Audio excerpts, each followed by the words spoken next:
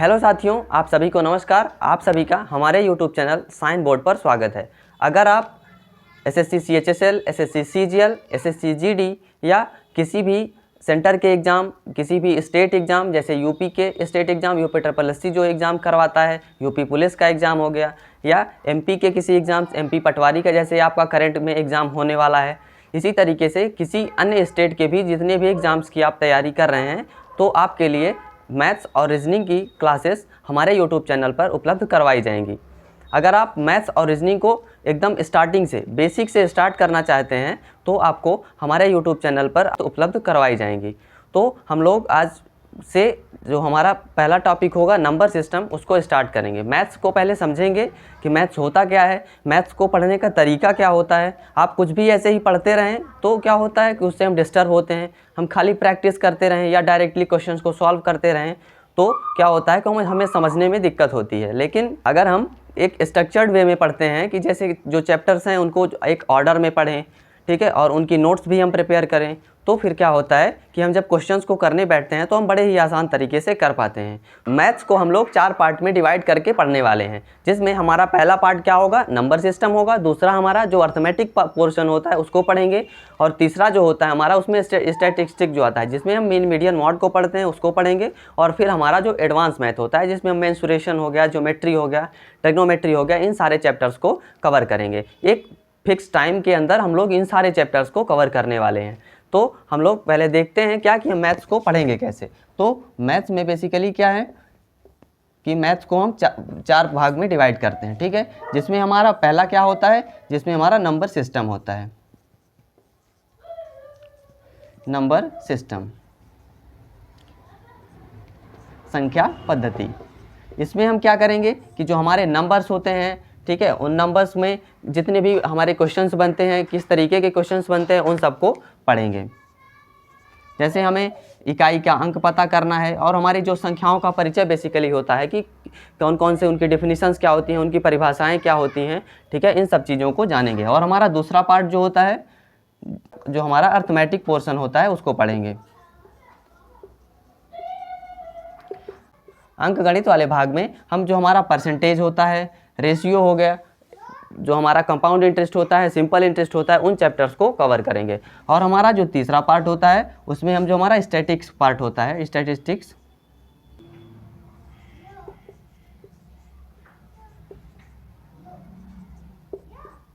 तीसरे पार्ट में हम जो हमारा स्टैटिस्टिक्स होता है, जिसको हम सांख्यिकी कहते हैं, जो सांख्यिकी वाला भाग होता है उसको पढ़ेंगे। इस भाग में जो हमारा मीन मीडियन मॉड है, इन सबको जितने भी तरीके से सॉल्व किया जाता है और बड़े ही कम समय में हम इन सबको कैसे सॉल्व कर पाएंगे, उन सब तरीकों के साथ पढ़ेंगे, ठीक है। और जो हमारा लास्ट पार्ट होता है जिसमें हम क्या कह देते हैं इसको, जिसमें हम मेंसुरेशन, ट्रिग्नोमेट्री, इन सब चैप्टर्स को पढ़ते हैं, जो हमारा बेसिकली क्या होता है एडवांस मैथ में इसको हम कवर करते हैं, ठीक है। क्या कहते हैं इसको हम एक अलग पोर्शन मान लेते हैं, क्या कि हमारा जो एडवांस मैथ होता है, ठीक है। इसमें हमारा क्या आता है, तो हमारा ज्योमेट्री पार्ट हो गया, ठीक है, ज्योमेट्री हो गया, और हमारा जो ट्रिग्नोमेट्री होता है,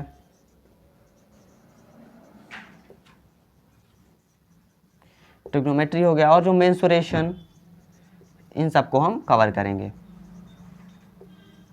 ठीक है। तो जो हमारा मैथ्स है, तो सबसे पहले हम किसको स्टार्ट करेंगे, नंबर सिस्टम को। तो नंबर सिस्टम में क्या होता है, तो नंबर सिस्टम को भी हम कई पार्ट में डिवाइड करके पढ़ने वाले हैं, ठीक है। इसमें हमारा सबसे पहला क्या होगा, जो हमारी पहली क्लास होगी जिसको हम आज कंप्लीट करने वाले हैं, उसमें क्या हम पढ़ेंगे, हमारा जो संख्याओं का परिचय होता है, ठीक है, इंट्रोडक्शन ऑफ नंबर्स, ठीक है, संख्याओं का परिचय,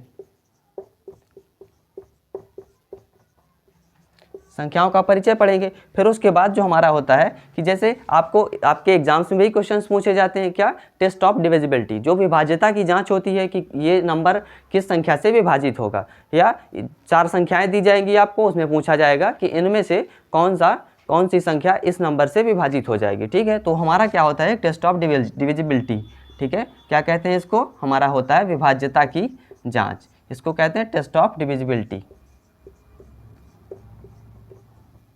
ये हम पढ़ने वाले हैं। फिर हमारा होता है कि अभाज्य गुणनखंडों की संख्या, जैसे आपसे पूछता है ना एग्जाम में, आपको कोई संख्या दे देगा, उसको आपको बताना होगा कि इसमें इसके गुणनखंड में कितनी अभाज्य संख्याएं हैं, यानी अभाज्य गुणनखंडों की संख्या ज्ञात करना आपसे पूछता है। ठीक, तो हम उसको एक टॉपिक सब टॉपिक में क्या पढ़ेंगे, अभाज्य गुणनखंडों की संख्या ज्ञात करना।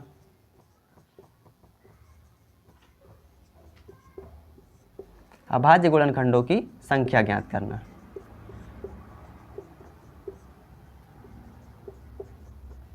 ये होगा हमारा। फिर उसमें हमसे ये भी पूछा जाता है कि जैसे कोई नंबर्स दे देगा, इनमें क्या होगा कि इसमें नंबर ऑफ जीरोज काउंट करना होता है, यानी शून्यों की संख्या पता करनी होती है। आपके एग्जाम्स में पूछा जाता है, इसको हम देखने वाले हैं। जब क्वेश्चंस भी देखेंगे कि किस किस तरीके के क्वेश्चंस पूछे जाते हैं, उनके बेसिस पे मैंने इतने पार्ट्स में इस चैप्टर को, नंबर सिस्टम को डिवाइड किया है। ठीक है, शून्यों की संख्या ज्ञात करना।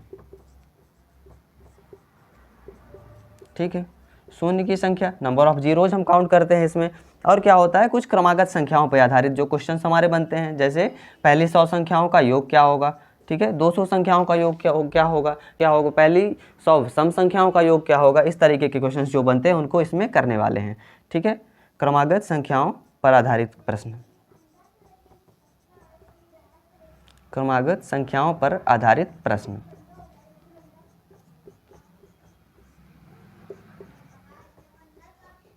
ठीक है, इसमें फिर हमारा क्या आता है कि एक हमें यूनिट डिजिट पता करना होता है, यानी इस क्वेश्चंस पूछे जाते हैं कि जैसे एक बड़ा सा दे देगा हमें पावर में, उनमें क्या होता है इकाई के अंक पता करना होता है, तो उस तरीके के क्वेश्चंस भी पूछे जाते हैं। तो हमारा एक क्या होगा, इकाई का अंक पता करना,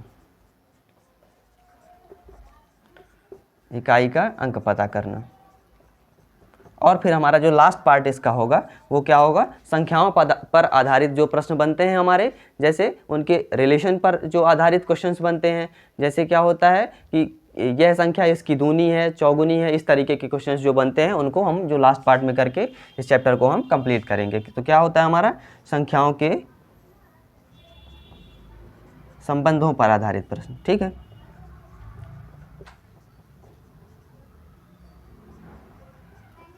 संख्याओं के संबंधों पर आधारित प्रश्न।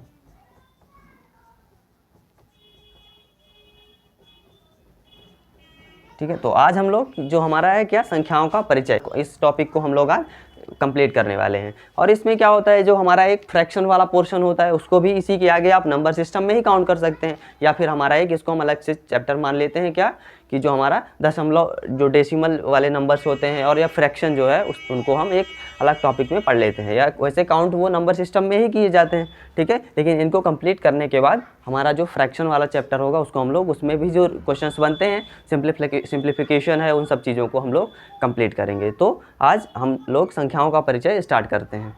तो अब हम संख्याओं के परिचय में सबसे पहले क्या देखते हैं कि संख्याएं किससे बनी होती हैं। तो आप सबसे पहले आप सुने होंगे क्या, हमारा कि एक अंक होता है। ठीक है, जिससे क्या होता है, संख्याएं बनी होती हैं। अंक क्या कहते हैं हम इसको, डिजिट। तो डिजिट क्या होता है, तो डिजिट तो आप जानते होंगे क्या, कि जिनसे जो ये क्या होते हैं, जिनसे संख्याएं बनी होती हैं।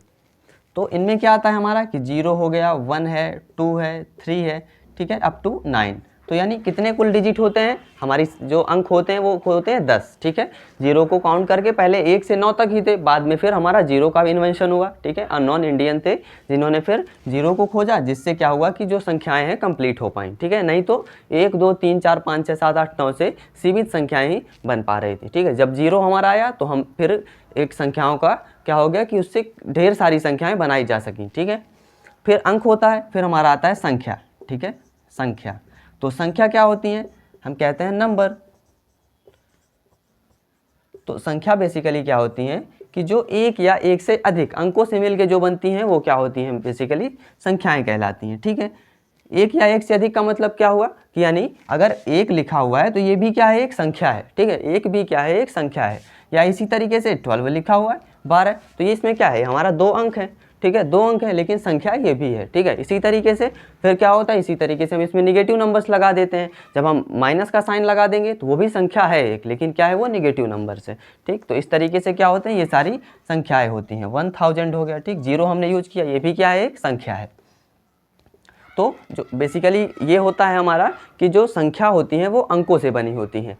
तो बेसिकली होता क्या है कि जो संख्याएं होती हैं वो अंकों से बनी होती हैं, ठीक है, यानी संख्याओं में पूरी तरीके से अंक शामिल होते हैं, लेकिन जो अंक होते हैं उसमें सभी संख्याएं शामिल नहीं होती हैं, ठीक है, यानी संख्याएं अंकों से बनी होती हैं लेकिन अंक संख्याओं से नहीं बने होते हैं, ठीक है। तो हमारा ये होता है, ये अंक और संख्या ये समान सी बातें हैं, ठीक है, कुछ इसको जानेंगे। फिर आप जानते होंगे क्या, जैसे कोई संख्याएं लिखी हुई हैं, ठीक है, जैसे हमारा ये 12 हो गया, ठीक है, या इसी तरीके से आप लिख देते हैं कुछ 3 4 9 8, ठीक, इस तरीके से कुछ लिखा हुआ है।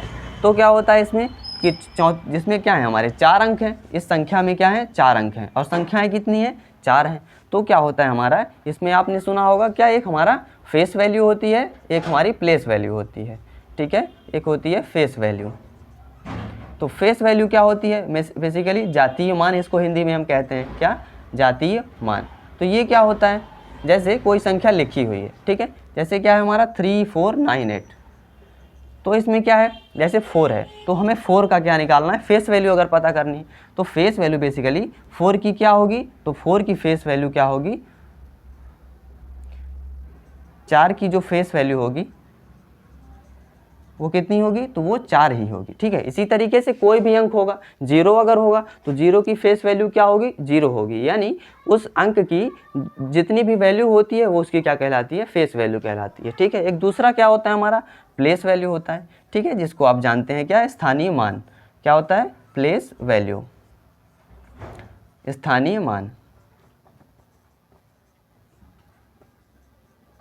स्थानीय मान, तो स्थानीय मान आप जानते होंगे, स्थानीय मान क्या हुआ, यानी वो क्या बताए कि वो हमारा जैसे 3 है ना तो ये किस प्लेस पे है, ठीक है, जैसे ये 8 है तो हमारा क्या है, यूनिट प्लेस पे है, 9 है तो ये हमारा किस पे, दहाई स्थान पे है, ठीक है, 10 प्लेस पे है, 4 है तो ये हमारा 100 प्लेस पे है, यानी जो क्या हो नंबर के प्लेस की वैल्यू बताए, ठीक है, यानी वो किस स्थान पर स्थित है, तो वो क्या होती है हमारी बेसिकली प्लेस वैल्यू होती है, ठीक है। जैसे हमारा 3 4 9 8 है, ठीक है, इसमें आपसे अगर पूछा जाता है कि 4 की प्लेस वैल्यू बताइए, ठीक है, 4 की क्या प्लेस वैल्यू आपको बताना है, ठीक है। स्थानीय मान अगर आपको निकालने को बोलेगा तो आपका क्या होगा, जो प्लेस वैल्यू होगी तो 4 है, और फिर क्या होता है कि हमारा जितने डिजिट होते हैं ना उतने हम जीरोज यूज़ करते हैं, ठीक है, यानी इसकी वैल्यू 400 होगी, यानी प्लेस की वैल्यू क्या हुई, ये 100 प्लेस पे है और ये 4 है, ठीक है, 4 है तो 4 की हम प्लेस वैल्यू निकाल रहे हैं और किस स्थान पे है, तो ये 100 प्लेस पे है, तो इसका जो प्लेस वैल्यू आती है वो कितनी आती है, 400, ठीक है। इसी तरीके से जब आप 3 की निकाल रहे होंगे तो आपका क्या होगा, 3000 होगा, ठीक है। तो ये हमारे कुछ ऐसे ये बातें हुई। तो आपने संख्याओं के बारे में जाना, अब हम क्या जानते हैं कि टाइप ऑफ नंबर्स, यानी संख्याओं के प्रकार क्या होते हैं। जैसे हमने संख्या जाना ना कि 1 2 3 4 और जितना भी अनंत तक हम चले जाएंगे तो वो सब क्या होती हैं, संख्याएं होती हैं, ठीक है। तो जानते क्या हैं हम कि संख्याओं के प्रकार क्या होते हैं, टाइप ऑफ नंबर्स क्या होते हैं, यानी संख्याओं को हम कितने भागों में विभाजित कर सकते हैं, उनका वर्गीकरण क्या कर सकते हैं, उनको कहते क्या है, संख्याओं के प्रकार आएंगे हम टाइप ऑफ नंबर्स में।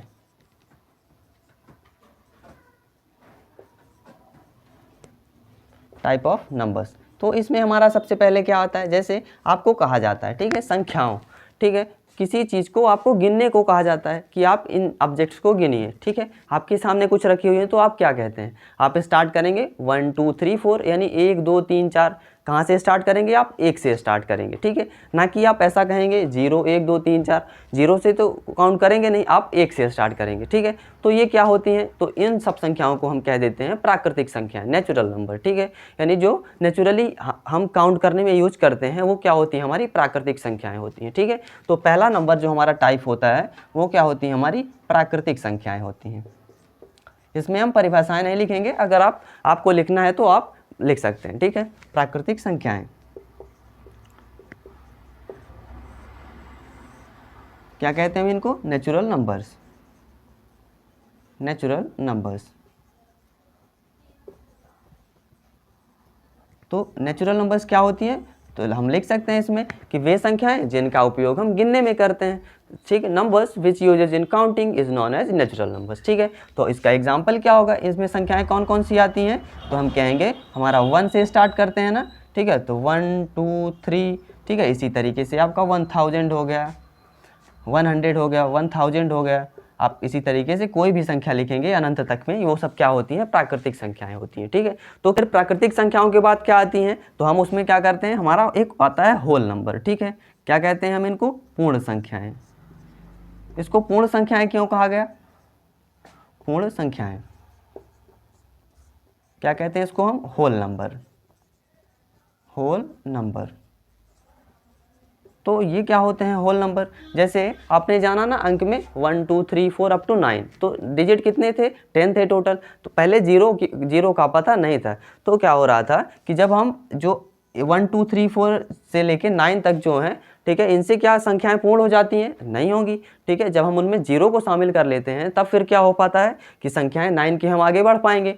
9 के बाद कौन सा नंबर आता है, 10 आता है। ठीक है, तो जब हमारा जीरो आया तब उसके बाद क्या हुई, संख्याएं पूर्ण हुई, फिर 10 आया, फिर हम उसके बाद हम बढ़ पाए 11, 10 + 1 लिख पाए, फिर 12 है, 10 + 2 लिख पाए, इस तरीके से। यानी जब 10 का जीरो का पता चला तब हम सभी संख्याओं के बारे में जान पाए। ठीक है, तो इसमें क्या होता है हमारा, कह सकते हैं हम कि जीरो और प्राकृतिक संख्याओं को, ठीक है, जीरो और प्राकृतिक संख्याओं के समूह को हम क्या कहते हैं, होल नंबर कहते हैं। ठीक है, होल नंबर, इसको जनरली हम जो हमारी प्राकृतिक संख्याएं होती हैं इसको हम कैपिटल N से रिप्रेजेंट करते हैं। ठीक है, इसमें हम ये भी देखने वाले हैं कि किस तरीके के क्वेश्चंस बनते हैं। ठीक है, आपसे पूछा जाएगा कि पहली प्राकृतिक संख्या कौन सी होती है, तो आप कह पाएंगे कि हमारा जो 1 है ये पहली प्राकृतिक संख्या होती है। ठीक है, इसी तरीके से पूर्ण संख्या जो होता है इसको हम किसको, कैपिटल W से रिप्रेजेंट करते हैं। ठीक है, तो ये जो W हो गया, तो W में कौन कौन सी संख्याएँ आती हैं, तो 0 हो गया, 1 है, 2 है, 3 है, अप टू जितनी भी जो प्राकृतिक संख्याएँ होती हैं वो सभी आती हैं। ठीक है, तो ये आपका पूर्ण संख्या हो गया। ठीक है,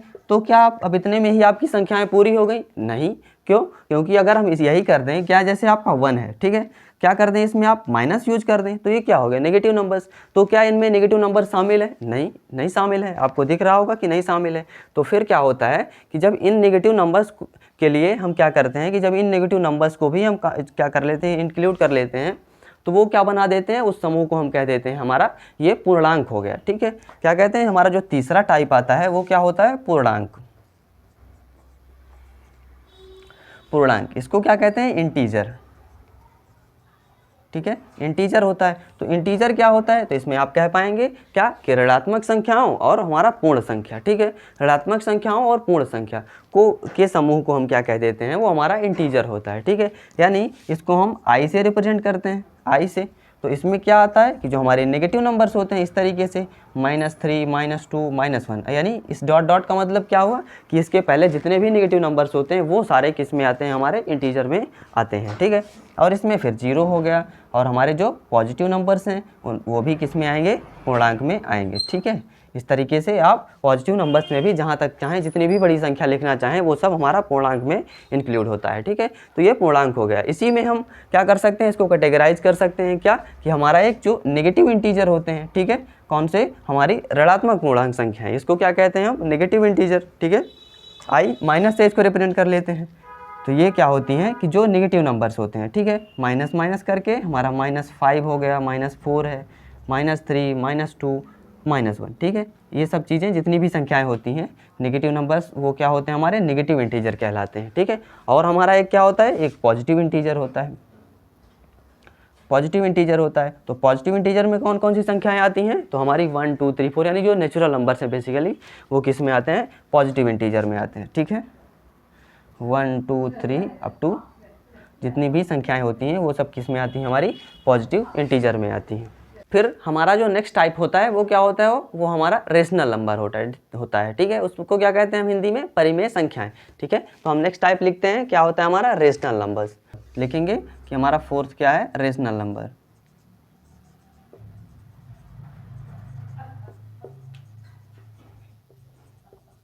रेशनल नंबर्स क्या कहते हैं इसको, परिमेय संख्याएं। ये क्या होती हैं, अभी आपने क्या पढ़ा, अभी इतना तो सुना था आपने कि नेगेटिव नंबर, पॉजिटिव नंबर ये सब होते हैं। ठीक है, अब ये क्या आ गया, परिमेय संख्या।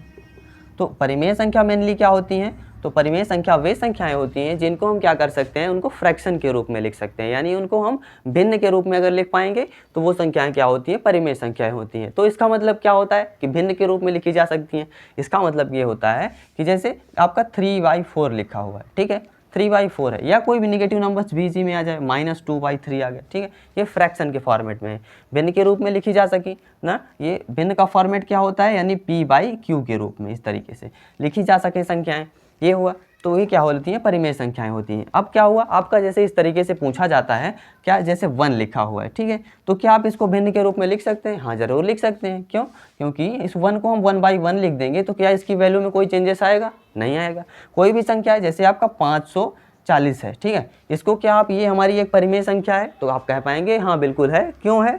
क्योंकि अगर हम इसमें बाई 1 कर देते हैं तो ये हमारा फ्रैक्शन के फॉर्मेट में हो गया, ठीक है, फ्रैक्शन के फॉर्मेट में हो गया, तो हम कह पाएंगे कि ये भी एक परिमेय संख्या है, ठीक है। या नेगेटिव नंबर्स कोई भी इसी तरीके से होता, -540 होता, तब भी हम कह पाते हैं कि ये एक परिमेय संख्या है, ठीक है।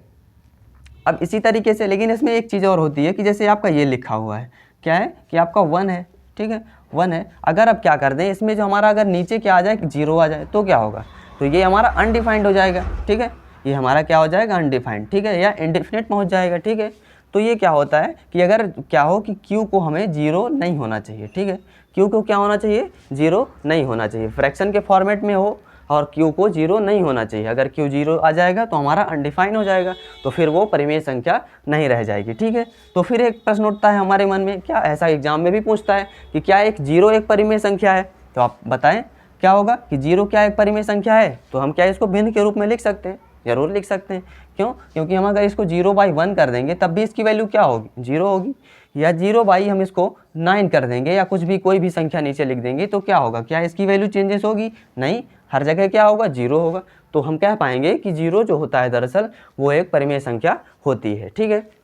आप डेफिनेशन में ऐसे दे सकते हैं। तो आपका क्या होता है, ये इसमें लिखेंगे आप कि ये जो संख्याएँ होती हैं क्या, कि numbers which can be written in the form of p/q where क्या होना चाहिए, Q को 0 नहीं होना चाहिए, ठीक है। तो ये क्या होती हैं, हमारी रेशनल नंबर्स होती हैं, ठीक। इनको इसकी डेफिनेशन आप लिख पाएंगे। इसमें आप एग्जांपल में इन सारी नंबर्स को लिख सकते हैं कि जैसे 3/4 हो गया, -2/3 हो गया, 1 हो गया, 0 हो गया, ठीक है, या और कोई बड़ी संख्या आप लिख सकते हैं, 540 हो गया, कोई भी नंबर आप लिख पाएंगे, ठीक है। तो ये क्या होती हैं, परिमेय संख्या होती हैं, ठीक। तो परिमेय संख्या हो गई। अब क्या होती हैं कि परिमेय संख्याओं की ही तरह क्या होती हैं, एक हमारी अपरिमेय संख्याएं होती हैं, ठीक है। तो अपरिमेय संख्याएं क्या होती हैं, जैसे हमने इसमें देखा कि जो p/q के रूप में लिखी जा सके वो क्या होती हैं, वो परिमेय संख्याएं होती हैं। इसी तरीके से जो हमारा होता है, जो अपरिमेय संख्याएं होती हैं, अपरिमेय संख्याएं,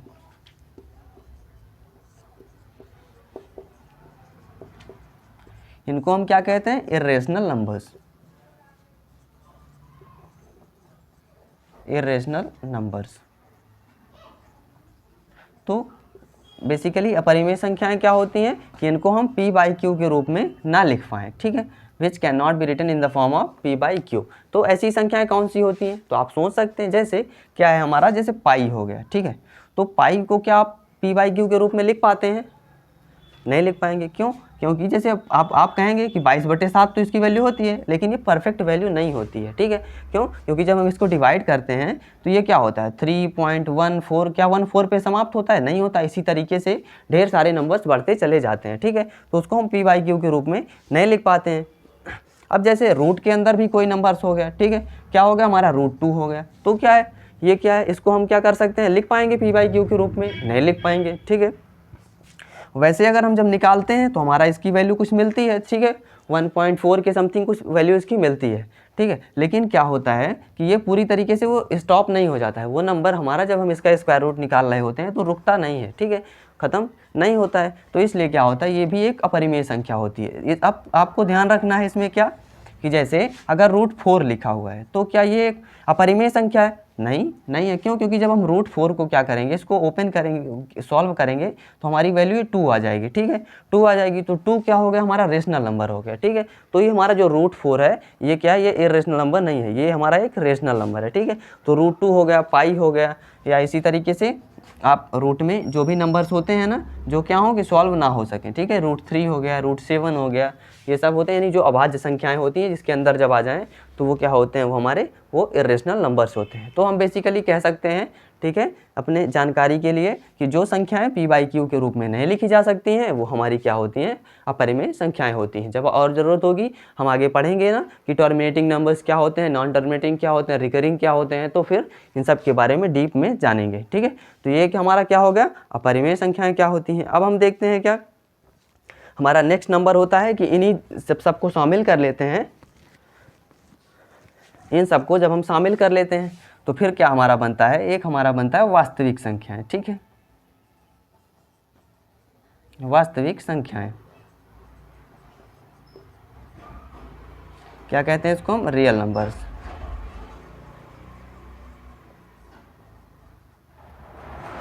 तो रियल नंबर्स क्या होते हैं, जैसे अभी आपने सीखा ना क्या कि पूर्णांक थे, तो उन पूर्णांक उनके अलावा जो नंबर्स थे उनको हमने रेशनल नंबर और इरेशनल नंबर में डिवाइड किया। अब इन रेशनल नंबर और इरेशनल नंबर को हम क्या कहते हैं, जब हम ग्रुप में यानी इकट्ठा कर देते हैं तो वो आपस में क्या बन जाते हैं, वो हमारे वास्तविक संख्याएं कहलाती हैं। ठीक है, यानी वास्तविक संख्याओं को दरअसल हम 2 पार्ट्स में डिवाइड करते हैं कि इनमें हमारा एक रेशनल नंबर होता है और एक हमारा इरेशनल नंबर होता है। ठीक है, तो इसमें हम यही लिख पाएंगे कि जितने भी जो एग्जाम्पल है ना हमारे कौन कौन से, जो रेशनल नंबर के यानी 3/4 हो गया, √2, ठीक, -2/3, ये सब किस में आते हैं, हमारे वास्तविक संख्याओं में आती हैं। यानी हम इसको क्या लिख पाएंगे कि जो हमारे रेशनल नंबर हैं यानी वास्तविक संख्याएं और जो हमारी अपरिमेय संख्याएं और परिमेय संख्याएं हैं ये किस में आती हैं, हमारी वास्तविक संख्याओं में आती हैं।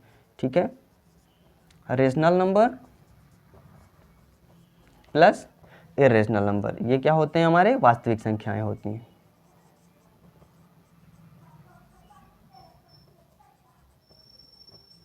अभी आपसे पूछा जाता है, एग्जाम में भी पूछता है कि कौन सी इसमें हमारी परिमेय संख्या है, कौन सी अपरिमेय संख्या है, इन सब के बारे में पूछता है, तो अब आप सही से बता पाएंगे। ठीक है, तो वास्तविक संख्याओं के बाद हम देखते हैं क्या कि हमारा जो सम संख्याएं क्या होती हैं। ठीक है, कौन सा, सम संख्याएं। जो हमारा 7वां पॉइंट होगा वो क्या होगा, सम संख्याएं। तो सम संख्याएं क्या है, ये हमारी इवन नंबर्स हैं, इवन नंबर्स। तो सम संख्याएं क्या होती हैं, तो सम संख्याओं के लिए हम बेसिकली यही कहते हैं कि जो संख्याएं 2 से विभाजित हो जाती हैं। ठीक है, numbers which are divisible by 2 is known as even numbers. ठीक है, कहते हैं कि 2 से विभाजित होने वाली संख्याएं। ठीक है, 2 से विभाजित होने वाली संख्याएं,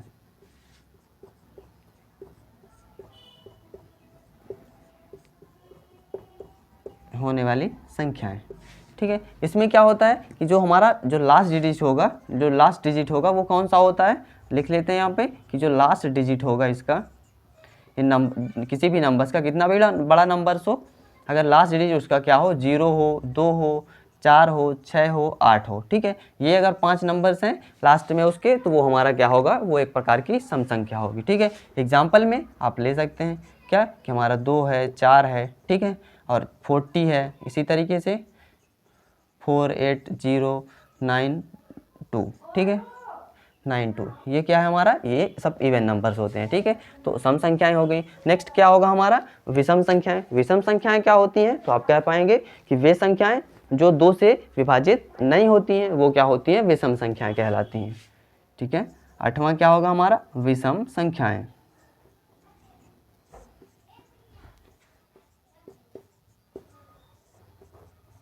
विषम संख्याएं क्या कहते हैं इनको, ऑड नंबर्स।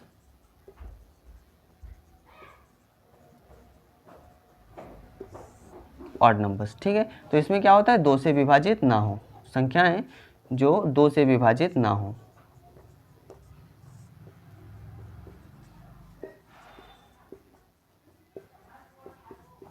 जो 2 से विभाजित ना हो। ठीक है, क्या होगा इसमें, इसके लास्ट डिजिट में क्या कौन कौन से नंबर हो सकते हैं, तो हमारा 1 हो सकता है, 3 हो सकता है, 5 हो सकता है, 7 हो सकता है और 9 हो सकता है। ठीक है, यानी ये 5 नंबर्स अगर किसी संख्या के लास्ट में है तो वो कौन सी संख्याएं होंगी, वो हमारी विषम संख्याएं होंगी। ठीक है, तो इसमें हम लिख पाएंगे क्या कि जो लास्ट डिजिट दरअसल क्या होना चाहिए इसका, 1, 3, 5, 7 और 9 होना चाहिए। ठीक है, तो एग्जाम्पल में क्या हुआ हमारा, 1 हो गया, 3 है, 5 है, 7 है। ठीक है, ये सब क्या कहलाती हैं, विषम संख्याएं कहलाती हैं। ठीक है, और 99 हो गया, ठीक। इसी तरीके से जितनी भी संख्याएं होती हैं जो क्या हों, जिनमें लास्ट डिजिट ये वाले हों, ये क्या कहलाती हैं, विषम संख्याएं कहलाती हैं, ठीक है। तो विषम संख्याएं हो गई। अब इसमें आपसे ये पूछा जा सकता है क्या कि सबसे छोटी विषम संख्या कौन सी होती है, तो 1 होती है, ठीक है। अब जो हमारा नेक्स्ट नंबर होता है वो हम क्या जानते हैं, वो हमारा होता है अभाज्य संख्याएं। कौन सा नंबर होता है, अभाज्य संख्याएं।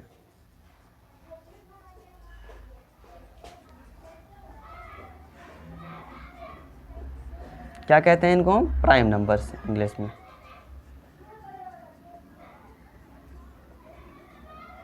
प्राइम नंबर्स, ठीक है। अभाज्य संख्याएं क्या होती हैं, तो आप इसको कह सकते हैं परिभाषा के लिए क्या, कि वे संख्याएं जो सिर्फ एक और स्वयं से विभाजित होती हैं, ठीक है। Numbers which are divisible by one and himself is known as prime numbers, ठीक है। यानी कैसे कि जैसे 3 है हमारा, ठीक है, जैसे 3 है तो 3 क्या है, इसको हम ये किससे डिविजिबल होगा, तो हम कह सकते हैं 1, और ये 3 से होगा और किसी नंबर से होगा नहीं, तो ये क्या होगा, हमारा एक अभाज्य संख्या होगी। इसी तरीके से जैसे आप ले सकते हैं किसको, जैसे 8 हो गया, ठीक है, तो ये किससे डिविजिबल है, तो हमारा 1 हो गया, 2 हो गया, ठीक है, और किससे डिविजिबल है, 4 से भी डिविजिबल है ये, और 8 से तो है ही, ठीक है।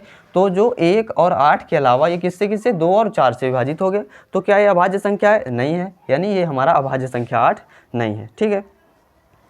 तो अभाज्य संख्याएं क्या होती हैं, तो आप लिख सकते हैं इसमें कि संख्याएं जो एक और स्वयं से विभाजित हों, स्वयं से विभाजित हों,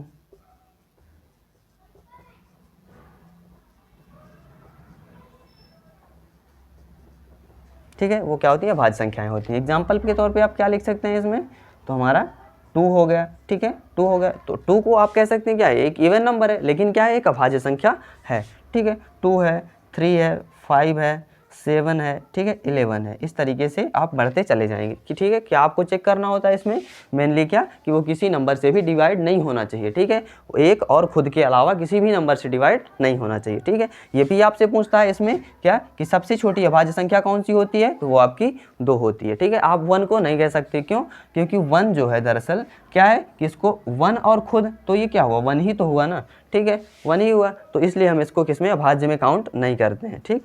तो हमारा क्या होता है, ये अभाज्य संख्याएं हो गई। और फिर क्या, हम नेक्स्ट नंबर देखते हैं। नेक्स्ट नंबर हमारा कौन सा होगा, हमारा होता है कंपोजिट नंबर, यानी उसको हम क्या कहते हैं, भाज्य संख्याएं। क्या कहते हैं इनको हम, कंपोजिट नंबर।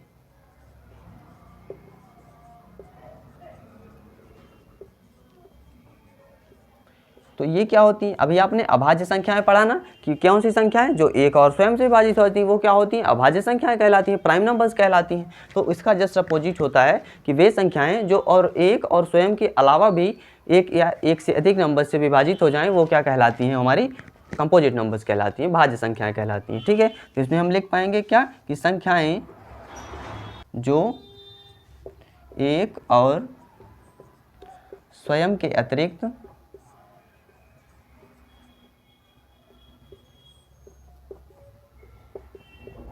किसी नंबर से विभाजित हो, ठीक है, अतिरिक्त किसी संख्या से विभाजित हो, क्या, numbers which are divisible by other than 1 and himself, ठीक है, अतिरिक्त किसी संख्या से विभाजित हो,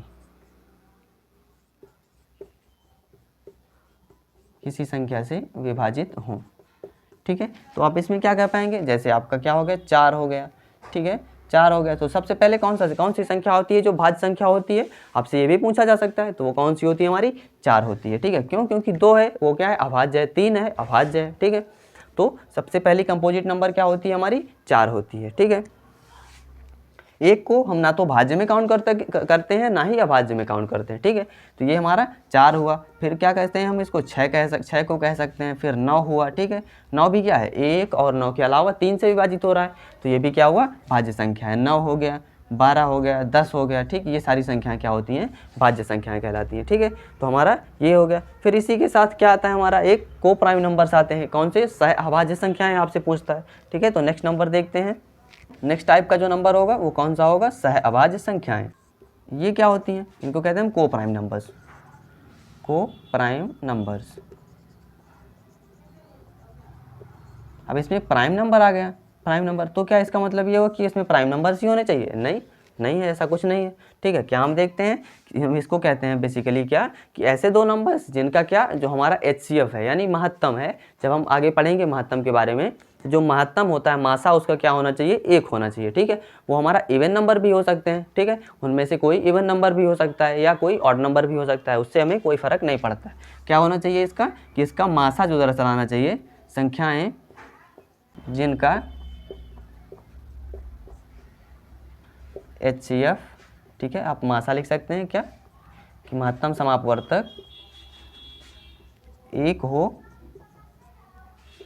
ठीक है, 1 हो वो क्या कहलाती है, सहभाज्य संख्याएं कहलाती हैं। जैसे आप लिखेंगे 3, 4 लिखेंगे आप, इसमें क्या है, एक हमारा प्राइम नंबर है, लेकिन जब हम इसका मासा निकालेंगे 3 को 4 में भाग देंगे, ठीक है, 3 से 4 में, तो हमारा क्या आएगा, 1 आएगा। फिर तो मासा कितना हुआ, 1 हुआ। यानी जितने भी जो हमारे क्रमागत संख्याएं होती हैं, ठीक है, कंसेक्यूटिव नंबर्स होते हैं, वो सब क्या होती हैं, हमारी को प्राइम नंबर्स होते हैं। ठीक है, तो ये हुआ 3, 4 हो गया।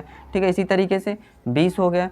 ठीक है, 20 है, अब इसमें आप कोई नंबर लेना चाहें, कौन सा, 21 को ले सकते हैं। ठीक है, तो क्या होगा इसका, इसमें भी हमारा मासा कितना आएगा, 1 ही आएगा। तो ये क्या होते हैं, सभी कोई प्राइम नंबर्स होते हैं। ठीक है, तो हमने इतने जितने टाइप के नंबर्स होते हैं उन सब के बारे में हमने जाना। अब हम क्या देखते हैं कि जितने भी नंबर्स हमने पढ़े हैं ना, उन सबको एक बार एक साथ एक सार के रूप में जान लेते हैं, एक चार्ट के फॉर्मेट में। फिर हमारी आज की क्लास खत्म हो जाएगी। फिर हम नेक्स्ट वीडियो में जो हमारा टेस्ट ऑफ डिविजिबिलिटी होगा यानी विभाज्यता की जांच होगा, उसके बारे में जानेंगे और उसके ढेर सारे क्वेश्चंस भी करेंगे। तो एक बार हम संख्याओं को टेबल के फॉर्मेट में देख लेते हैं। क्या कि जैसे हमने क्या प्राकृतिक संख्याओं से स्टार्ट करते हुए कहाँ तक हमने पढ़ा था, वास्तविक संख्याओं तक। ठीक है, फिर वास्तविक संख्याओं के बाद उनको हमने सब कैटेगराइज भी किया था एक बार। तो क्या संख्या, ठीक है, कौन सी संख्या, नंबर्स। तो नंबर कितने टाइप के होते हैं, नंबर हमारे 2 टाइप के होते हैं। कौन कौन से, एक हमारा वास्तविक संख्याएं होती हैं, आपने रियल नंबर पढ़ा ना, कौन सी, वास्तविक संख्याएं, एक वास्तविक संख्या होती है। ठीक है, और कौन सी होती है हमारी, एक होती है काल्पनिक संख्या। तो ये क्या होती है, काल्पनिक संख्याएं, इनके बारे में तो आपने अभी सुना नहीं ना, मैंने बताया भी नहीं आपको काल्पनिक संख्याएं क्या होती हैं। तो काल्पनिक संख्या क्या होती है, जैसे आपने रूट पढ़ा ना, रूट के अंदर मैंने बताया क्या कि जो अपरिमेय संख्याएं होती है जैसे √2 लिखा हुआ है। ठीक है, ये हुआ, तो क्या हो कि इस रूट के अंदर क्या हो, माइनस लग जाए। ठीक है, तो ये क्या हो जाती है, हमारी काल्पनिक संख्या हो जाती है। ये आपके इसमें सिलेबस में नहीं है, जब हम कॉम्प्लेक्स नंबर पढ़ते हैं, ठीक है, सम्मिश्र संख्याएं, तो उसमें आप काल्पनिक संख्याओं के बारे में पढ़ते हैं। ठीक है, फिर हम इन वास्तविक संख्याओं यानी रियल नंबर्स को किस में डिवाइड करते हैं, हमारा ये जो वास्तविक संख्याएं होती हैं इनको हम 2 पार्ट में डिवाइड करते हैं। कौन कौन सा, एक हमारा परिमेय संख्याएं थी, पढ़ा था ना आपने, जो वास्तविक संख्या की परिभाषा क्या कि परिमेय संख्या और अपरिमेय संख्याओं के समूह को क्या कहते हैं, हमारा वास्तविक संख्याएं होती हैं। ठीक है, तो परिमेय संख्या और क्या होता है, एक अपरिमेय संख्या। ठीक है, अपरिमेय संख्या यानी रेशनल नंबर, हमारा इरेशनल नंबर। फिर इन परिमेय संख्याओं को हमने कैसे बनाया था, तो हम इसको हमने देखा था क्या कि हमारे एक इंटीजर होते हैं, कौन से, एक हमारा पूर्णांक होता है, पूर्णांक और हमारा क्या होता है, एक भिन्न संख्याएं जो होती हैं। ठीक है, जिनको आपने पढ़ा था क्या कि जो पूर्णांक कौन से होते हैं, जो हमारा नेगेटिव नंबर्स होते हैं 0 और कौन से पॉजिटिव नंबर्स होते हैं, उनके बीच में कौन सी संख्याएं होती हैं, भिन्न संख्याएं होती हैं, इंटीजर और हमारा एक फ्रैक्शन हो गया। ठीक है, पूर्णांक संख्याएं। तो इन पूर्णांक संख्याओं को हम अब 2 भाग में डिवाइड करते हैं। कौन कौन सा होता है, हमारा एक पूर्ण संख्याएं होती हैं, पूर्ण संख्याएं यानी होल नंबर जिनको आपने जाना। ठीक है, एक पूर्ण संख्याएं होती हैं और एक हमारा ऋणात्मक पूर्णांक जो होते हैं। ठीक है, ऋणात्मक संख्याएं जो होती हैं, पूर्ण संख्याएं और ऋणात्मक संख्याएं। ठीक है, और ये पूर्ण संख्याएं क्या होती हैं, तो पूर्ण संख्याएं 2 भाग से मिलकर बनी थी, किससे, एक हमारा 0 से, ठीक है, 0 और एक कौन सी, प्राकृतिक संख्याएं। ठीक है, प्राकृतिक संख्याएं। तो ये हमारा एक चार्ट के फॉर्मेट में हो गया, कैसे कि संख्या 2 पार्ट में होती है, वास्तविक संख्या और काल्पनिक संख्या यानी रियल नंबर और इमेजिनरी नंबर्स। ठीक है, फिर हम वास्तविक संख्याओं को 2 पार्ट में डिवाइड करते हैं, किसमें, एक हमारी परिमेय संख्याएं होती हैं और एक हमारी इरेशनल नंबर यानी अपरिमेय संख्याएं होती हैं। ठीक है, फिर परिमेय संख्याएं किनसे मिलकर बनी होती हैं, तो हमारा पूर्णांक होते हैं और भिन्न होते हैं। ठीक है, फिर हम पूर्णांक को भी किसमें, 2 पार्ट में डिवाइड करते हैं, कौन सी, एक पूर्ण संख्या, ऋणात्मक संख्याएं। फिर पूर्ण संख्या किससे बनी होती हैं, तो 0 और प्राकृतिक संख्याएं। ठीक है, ये हुआ हमारा आज का जो संख्याओं का परिचय चैप्टर था, इसको हमने आज पूरी तरीके से अच्छी तरीके से समझा। अब नेक्स्ट वीडियो में जो हमारा टेस्ट ऑफ डिविजिबिलिटी होगा उसको हम लोग कंप्लीट करेंगे। अगर हमारा ये वीडियो आपको पसंद आया हो तो शेयर ज़रूर करिएगा और चैनल को सब्सक्राइब जरूर करें। Thank you.